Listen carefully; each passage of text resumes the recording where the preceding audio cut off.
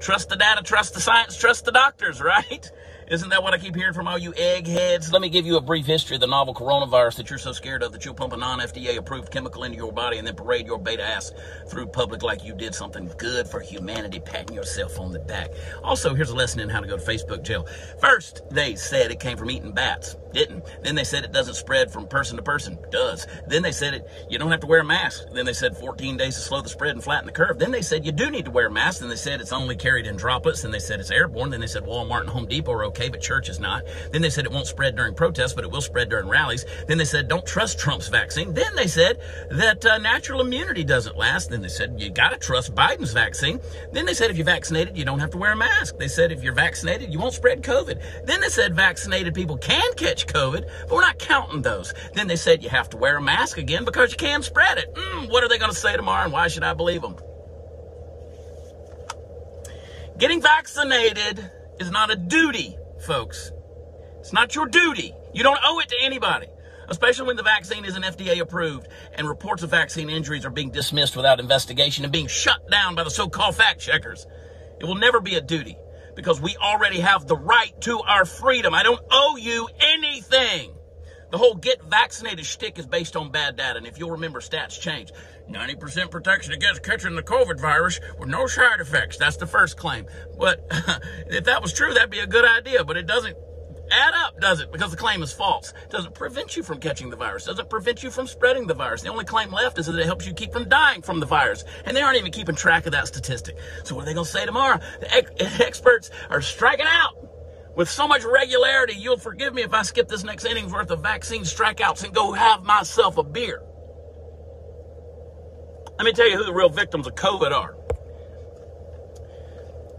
Truth, freedom, business owners, employees, school children, the rule of law. I could go on. Let me give you some bullet points, folks. Let me just tell you the terms they're using. Quarantine. Quarantines are for the sick, not the healthy. Lockdowns.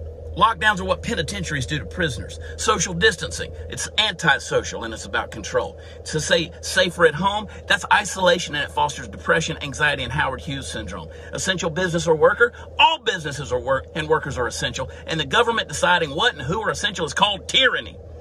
New normal. There's nothing freaking normal about any of this. Walmart and Home Depot are safe, but small businesses and dentist offices and churches are not. Come on. Takeout, delivery, and fast food are exempt from contamination. Stop acting like a fool.